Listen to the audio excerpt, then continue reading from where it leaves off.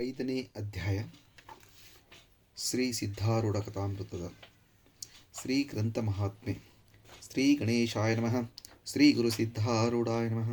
4 ವೇದ, 6 ಶಾಸ್ತ್ರ, 18 ಪುರಾಣ, 28 ದಿವ್ಯ ಆಗಮಗಳ ಸರ್ವಸಾರಭೂತವಾದ ಶ್ರೀ ಸಿದ್ಧ ಪುರುಷನ ಈ ಪವಿತ್ರವಾದ ಚರಿತ್ರೆಯನ್ನು ನಿತ್ಯವೂ ಶ್ರದ್ಧೆಯಿಂದ ಓದುವ, ಕೇಳುವ, ಪೂಜಿಸುವ ಸರ್ವಭಕ್ತರಿಗೆ ಧರ್ಮ, ಅರ್ಥ, ಕಾಮ, ಮೋಕ್ಷಗಳು ಸಿದ್ಧಿಸುವವು. ಸರ್ವ ಕಷ್ಟ ನಷ್ಟಗಳು, ಸರ್ವ ಪಾಪತಾಪಗಳು, ಚೋರ ವೈರಿ ವಿಷಭೂತಾದಿ ಭೀತಿಗಳು ಬಯಲಾಗಿ ಸರ್ವದಾ ಸಕಲ ಸನ್ಮಂಗಳಿಂದ ಕೂಡಿದ ಸುಖ ಸೌಭಾಗ್ಯಗಳು ಒದಗಿ ಬರುವವು. ಶ್ರೀ ಸಿದ್ಧ ಸದ್ಗುರುವಿನ ಕೃಪಾಪೂರ್ವಕ ಶ್ರವಣ ಮಾಡುವುದರಿಂದ ಶಾಂತಿ, ದಾಂತಿ, ವಿವೇಕ, ಜ್ಞಾನ, ಸದ್ಭಕ್ತಗಳು ಪ್ರಾಪ್ತಿಯಾಗುವವು. ಈ ಗ್ರಂಥವನ್ನು ತನ್ನ ಇಷ್ಟದೇವತಾ ಮಂತ್ರದೊಡನೆ ಗಂಧ, ಅಕ್ಷತ, ಧೂಪ, ದೀಪ, ನೈವೇದ್ಯಗಳಿಂದ ಪೂಜಿಸಿ ಪ್ರತಿ ಅಧ್ಯಾಯದ ಪ್ರಾರಂಭದಲ್ಲಿ ಗ್ರಂಥ ಮಹಿಮೆಯನ್ನು ಪಠಿಸಿ ಸ್ಮರಿಸಿ ನಂತರ ಪಾರಾಯಣ ಮಾಡಿ ಮಂಗಳ ವಿಭೂತಿ ಪ್ರಸಾದಗಳನ್ನು ಭಕ್ತಿಯಿಂದ ಸ್ವೀಕರಿಸುವುದು ಶಿಷ್ಟರ ಸಂಪ್ರದಾಯವಾಗಿದೆ. ಇತಿ ಗ್ರಂಥ ಮಹಾತ್ಮೆ ಸಮಾಪ್ತಿ. ಓಂ ತತ್ಸತ್. ಚಿತ್ತದೊಳು ವೇದಾಂತ ಜ್ಞಾನವ ನಿತ್ಯದಲ್ಲಿ ನೆನೆವುತ ಸತ್ಯಶೋಧಕರಾದ ಭಕ್ತ ಮುಮುಕ್ಷುಗಳಿಗವು ನೀವುತ ಸಿದ್ಧಯೋಗಿಯ ತೀರ್ಥಕ್ಷೇತ್ರಗಳನ್ನು ಕಾಣುತ್ತ ಪೋದನು. ಬದ್ಧ ಜ್ಞಾನಾರ್ಥಿಗಳನ್ನೆಲ್ಲರನ್ನು ಉದ್ಧರಿಸುವವನಾದನು.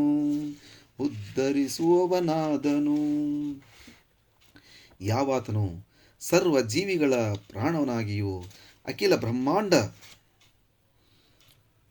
ವ್ಯಾಪಕ ಚೇತನವಾಗಿಯೂ ಯಾವಾತನಿಂದ ಇಂದ್ರಿಯಗಳಿಗೆ ಜ್ಞಾನವಾಗುವುದೋ ಮತ್ತು ಯಾವಾತನನ್ನು ಇಂದ್ರಿಯಗಳು ತಿಳಿಯಲಾರವೋ, ಸರ್ವದಾ ಅಂತಃಕರಣದೊಳಗೆ ಸಾಕ್ಷಿ ರೂಪವಾಗಿದ್ದು ಯಾವಾತನು ಸಮಾಧಿಯಲ್ಲಿ ಸ್ವಪ್ರಕಾಶನಾಗಿ ತೋರುವನೋ ಆತನೇ ಸರ್ವ ವ್ಯಕ್ತಿಗಳಿಗೆ ತನಾಗಿದ್ದು ಸ್ವರೂಪವೆಂದೆನಿಸಿಕೊಳ್ಳುವನು. ಆತನೇ ಜಾಗೃತಾವಸ್ಥೆಯಲ್ಲಿ ಜಗರೂಪನಾಗಿದ್ದು ಭಾಸಕನೂ ಜ್ಞಾನರೂಪನೂ ತಾನೇ ಇರುವನು. ಪ್ರಪಂಚ ರೂಪದಿಂದ ತನ್ನೊಳಗೆ ತಾನೇ ಆಡುತ್ತಿದ್ದು ಆತನಲ್ಲಿ ದ್ವೈತವಾರ್ತೆಯೇ ಇಲ್ಲ. ಇಂಥ ಬ್ರಹ್ಮ ಕೇವಲನಾಗಿರುವ ಆ ಸದ್ಗುರುನಾಥನು ಮುಮುಕ್ಷು ಜನರ ಉದ್ಧಾರಾರ್ಥವಾಗಿ ಅವತಾರವನ್ನು ಧರಿಸಿಕೊಂಡು ಸಿದ್ಧನಾಮದಿಂದ ಪೃಥ್ವಿ ತಲದಲ್ಲಿ ವಿಚರಿಸುವನು. ಶ್ರೋತಾ ಜನರೇ, ಈಗ ಕಥಾ ನಿರೂಪಣವನ್ನು ಕೇಳುವಂತರಾಗಿರಿ. ಗತಾಧ್ಯಾಯದ ಅಂತ್ಯಭಾಗದಲ್ಲಿ ಸಿದ್ಧನ ಅಧಿಕಾರವನ್ನು ನೋಡಿ ಗಜದಂಡ ಗುರುಗಳು ಸಿದ್ಧಾರೂಢರೆಂದು ಹೆಸರು ಕೊಟ್ಟರು. ಸಿದ್ಧಾರೂಢರನ್ನು ನೋಡಿ ಗುರುಗಳು, ನಿನಗೀಗ ಜ್ಞಾನಪೂರ್ಣವಾಯಿತು. ಇದರ ಸಾರ್ಥಕವಾಗುವ ದಿಶೆಯಿಂದ ಇದನ್ನು ಇತರ ಮುಮುಕ್ಷುಗಳಿಗೆ ಬೋಧಿಸತಕ್ಕದ್ದು. ಅದಕ್ಕೋಸ್ಕರ ನೀನು ತೀರ್ಥಾಟನಕ್ಕೆ ಹೋಗಿ ಅಲ್ಲಿ ಭೇಟಿಯಾಗುವ ಸಾಧು ಸಜ್ಜನರ ಕೂಡ ಆತ್ಮಚರ್ಚಾ ಮಾಡುತ್ತಾ ಅವರಿಗೆ ವೇದಾಂತವನ್ನು ಉಪದೇಶಿಸತಕ್ಕದ್ದು ಎಂದು ಆಜ್ಞಾಪಿಸಿದರು. ಸಿದ್ಧಾರೂಢರು ಇದನ್ನು ಶಿರಸಾವಹಿಸಿಕೊಂಡು ಅನಂತರ ಸದ್ಗುರು ಗಜದಂಡ ಸ್ವಾಮೀಜಿಯವರ ಆಜ್ಞೆಯನ್ನು ಪಡೆದುಕೊಂಡು ತೀರ್ಥಾಟನಕ್ಕೆ ಹೊರಟರು. ಸಂಚರಿಸುತ್ತಾ ಕಿಷ್ಕಿಂಧೆಗೆ ಹೋಗಿ ಸಿದ್ಧರಾಜರು ವಿರೂಪಾಕ್ಷನ ದರ್ಶನ ತಕ್ಕೊಂಡು ಹೇಮಕೂಟ ಪರ್ವತವನ್ನು ಹೇರಿ ಅಲ್ಲಿ ಕರಸ್ಥ ನಾಗಲಿಂಗನ ಗುಹೆಯನ್ನು ನೋಡಿ ಅವರ ಮನಸ್ಸಿಗೆ ಆನಂದವಾಯಿತು. ಅಲ್ಲಿ ಒಬ್ಬ ಸಾಧಕನು ಸಮಾಧಿ ಸ್ಥಿತಿಯನ್ನು ಸಾಧಿಸುವ ಉದ್ದೇಶ ಏಕಾಂತದಲ್ಲಿ ಕೂತಿದ್ದರು. ಅವನು ಒಂದೊಂದೇ ಅಂಗವನ್ನು ಅನುಕ್ರಮದಿಂದ ಸಾಧಿಸಿ ಸಪ್ತಾಂಗ ಯೋಗವನ್ನು ಸಾಧಿಸುತ್ತಿದ್ದನು. ಆತನ ದರ್ಶನವನ್ನು ತಕ್ಕೊಂಡು ಸಂತೋಷಪಟ್ಟು ಕೂಡಲೇ ಸಿದ್ಧರು ಪಂಪಾಕ್ಷೇತ್ರಕ್ಕೆ ಹೊರಟರು.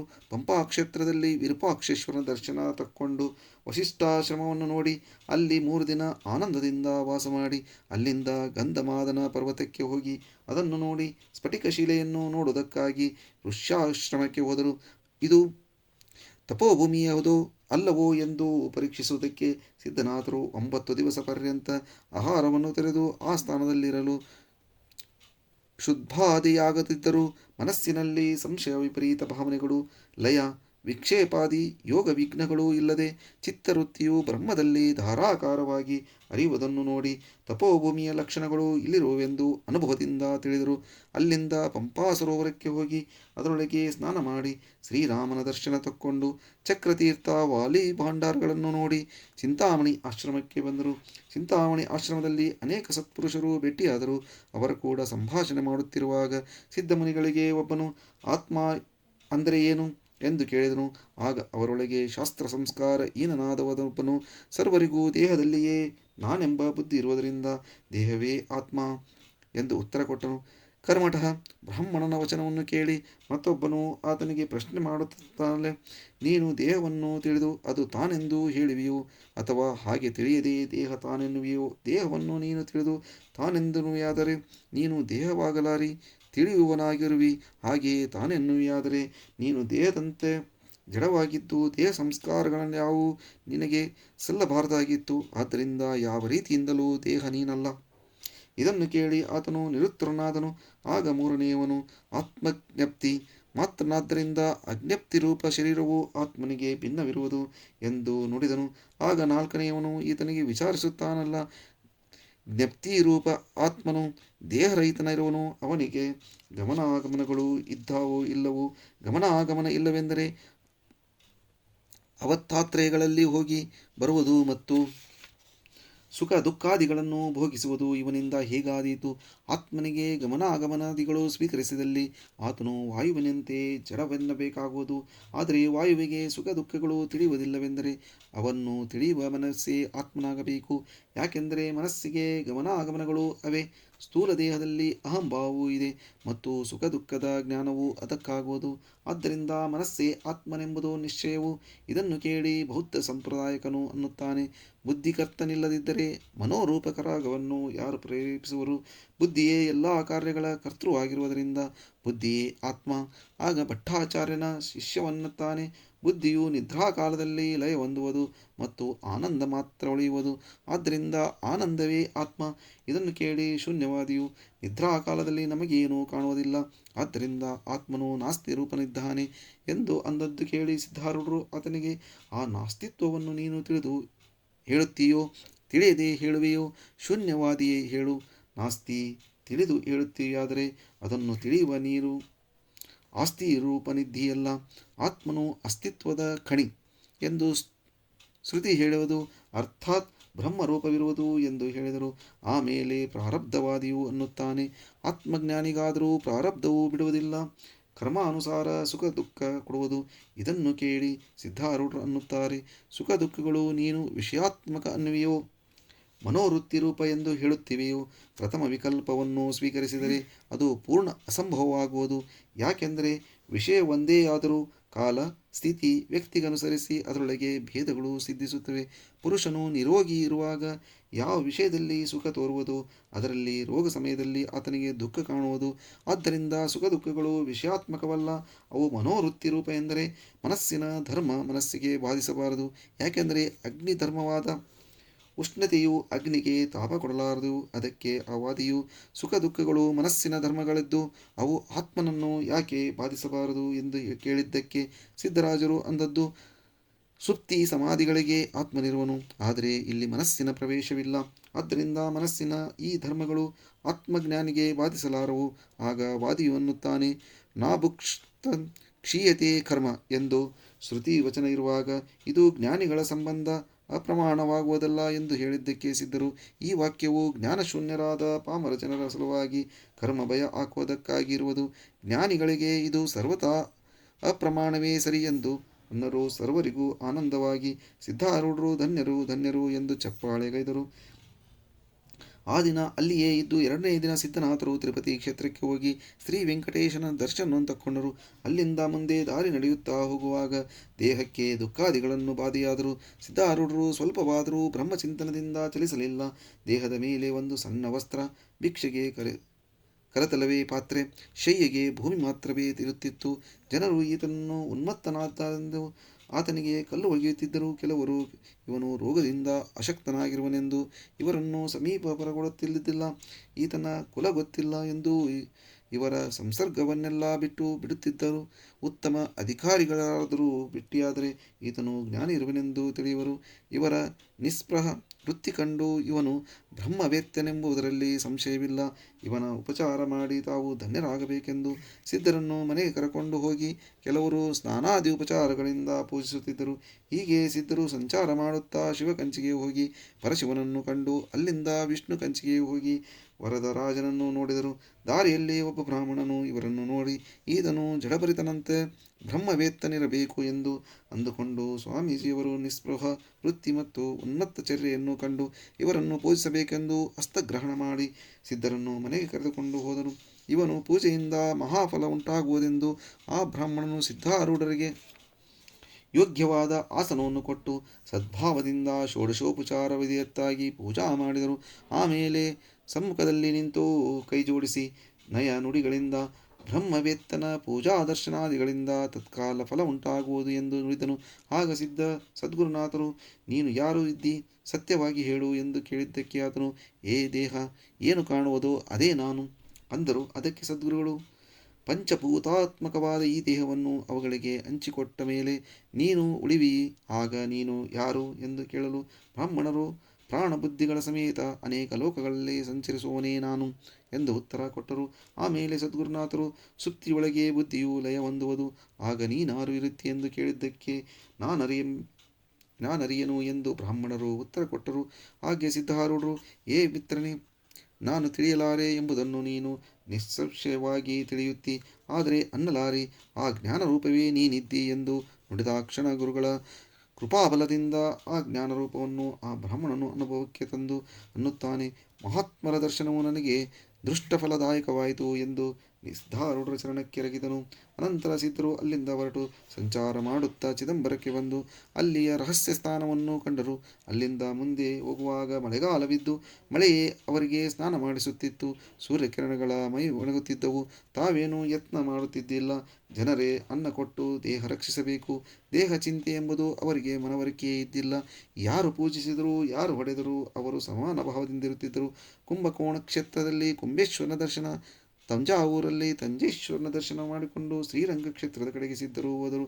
ದಾರಿಯಲ್ಲಿ ಒಬ್ಬ ಒಕ್ಕಲಿಗನು ಸಿದ್ಧರಿಗೆ ಕೇಳುತ್ತಾನೆ, ನೀನು ಶವದಂತೆ ಕಾಣಿಸುವಿ, ಆದರೆ ವಾಯುವೇಗದಿಂದ ನಡೆಯುತ್ತಿ, ನೀನು ಪುಷ್ಪನಿದ್ದರೆ ಹೇಗೆ ಓಡುತ್ತಿದ್ದಿ ಎಂದು ಸಿದ್ಧರು, ಅನ್ನದಿಂದ ಶಕ್ತಿ ಬರುವುದಿಲ್ಲ, ನಿರಂತರ ಬ್ರಹ್ಮಾಕಾರ ಮನೋವೃತ್ತಿ ಇರುವುದರಿಂದ ಶಕ್ತಿ ಬರುವುದು ಎಂದು ಕೇಳಿ ಮುಂದೆ ನಡೆದರು. ಶ್ರೀರಂಗನ ದರ್ಶನವನ್ನು ತಕ್ಕೊಂಡು ಸಿದ್ಧರು ಜಂಬೂ ಕ್ಷೇತ್ರಕ್ಕೆ ಬಂದು ಅಲ್ಲಿಂದ ಮೀನಾಕ್ಷಿ ದರ್ಶನ ಮಾಡಿ ಮಥುರಾ ಕ್ಷೇತ್ರಕ್ಕೆ ಬಂದು ಗುಡಿಯಲ್ಲಿ ಪ್ರವೇಶಿಸಿದಾಗ ಒಬ್ಬ ಬ್ರಾಹ್ಮಣನು ಬಂದು, ನೀನು ಚಾಂಡಾಲನು, ದೇವಾಲಯದೊಳಗೆ ಪ್ರವೇಶಿಸಬೇಡ ಎಂದು ಪ್ರತಿಬಂಧಕ ಮಾಡಲು ಸಿದ್ಧರು, ನಿನ್ನೊಳಗೆ ಕ್ರೋಧ ಚಾಂಡಾಲನು ಪ್ರವೇಶಿಸುವನು ಎಂದು ಅಂದದ್ದಕ್ಕೆ ಬ್ರಾಹ್ಮಣನು, ದಕ್ಷಿಣೆ ಕೊಟ್ಟರೆ ಒಳಗೆ ಬರುವೆನು.